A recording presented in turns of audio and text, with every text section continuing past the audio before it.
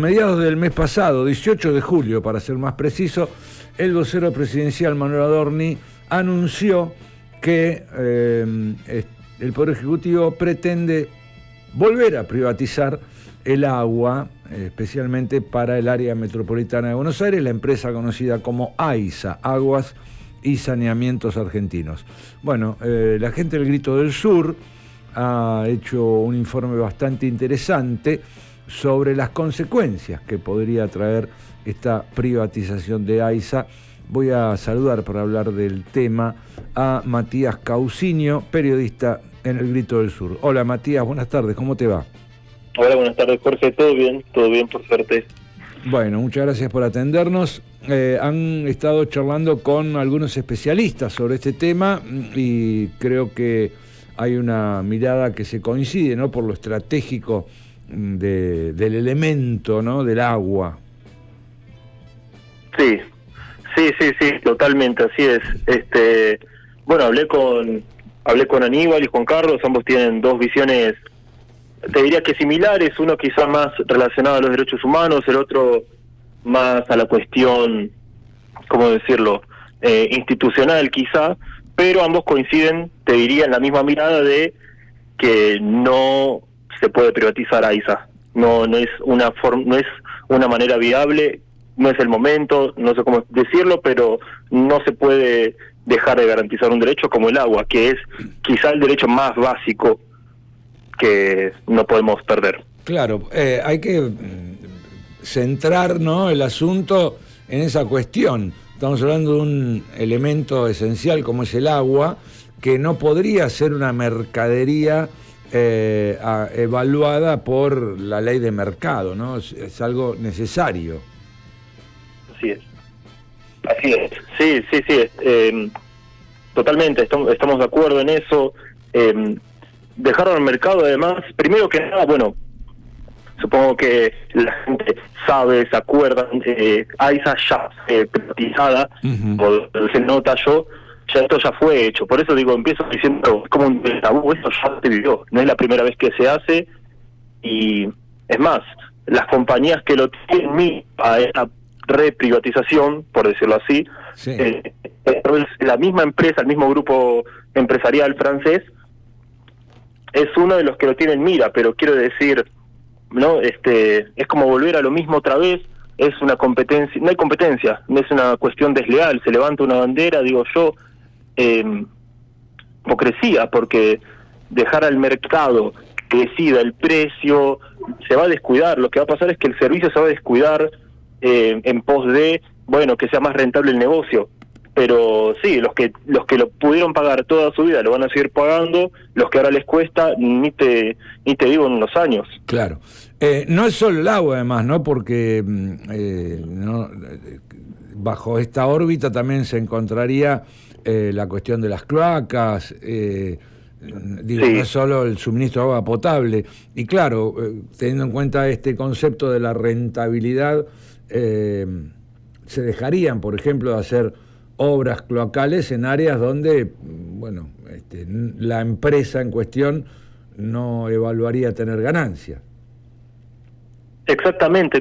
Mira, yo te comento cómo ocurrió en los 90 un poco para que ojalá que si no se dé el caso, digamos, no ocurra lo mismo, pero se esperaba que la empresa que Suez tenga una cobertura del 100% de agua potable y 95% de las redes cloacales. Sí. En el tiempo que se reestatizó en el gobierno de Néstor Kirchner en el año 2006, la red creció muchísimo, porque obviamente esos estándares nunca fueron alcanzados, nunca durante el periodo privado.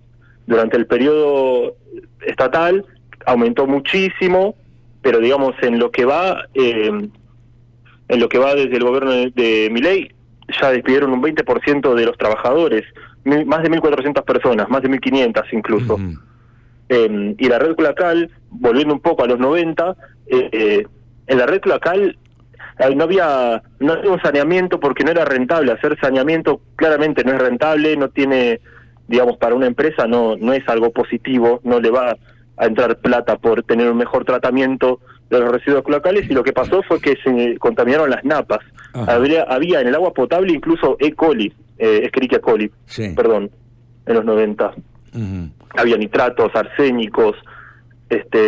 Lo que pasó en los 90 fue, la verdad que fue terrible, para sobre todo con las porciones de la población que no podían acceder a comprar bidones de agua diariamente. Digamos, fue un periodo muy pesado el de los 90 con respecto al agua. La contaminación de las napas fue terrible, y bueno, sí, que básicamente la red quedó en pausa en ese momento. Claro.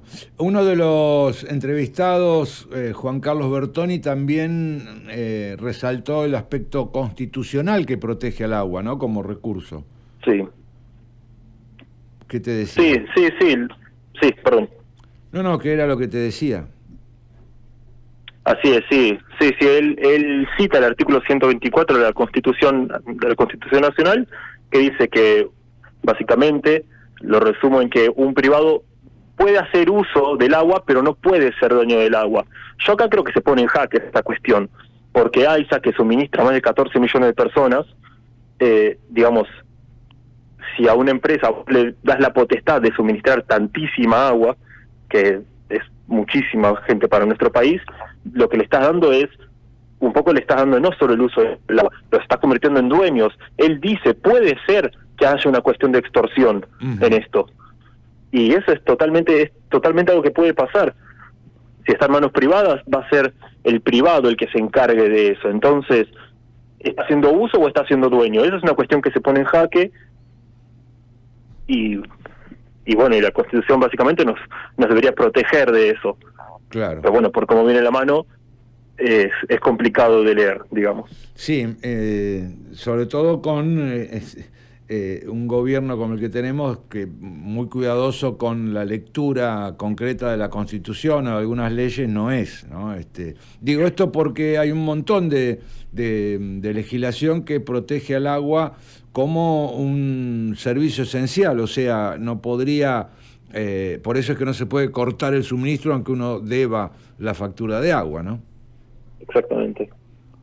Y esto aparentemente, al mismo tiempo que se anunció la privatización, se anunció que se venían los cortes para los que no podían pagar la factura. Exactamente, eso un poco es algo que en los 90 pasaba, solamente que, bueno, además de cortes de agua, también había baja presión. Te digo, todo es por una cuestión de reducir, aumentar la rentabilidad, quiero decir, reducir gastos en estructura, en infraestructura, en mantenimiento. Digamos, si vos a eso le sumás lo que está ocurriendo ahora, que sí, que por ser moroso, por deber, te cortan el suministro, bueno, se hace una cuestión, yo creo que va a ser un poco insostenible, sobre todo en los lugares donde más fuerte pega, que son los barrios populares, en las villas, por ejemplo, en la Ciudad Autónoma de Buenos Aires. Así es.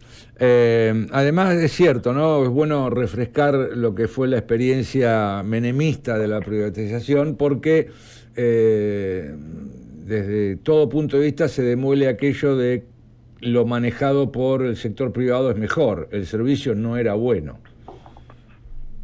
Exactamente, sí, yo creo que otra vez, es siempre volver a lo mismo, pero la verdad que es como pareciera que es todo cíclico, la verdad.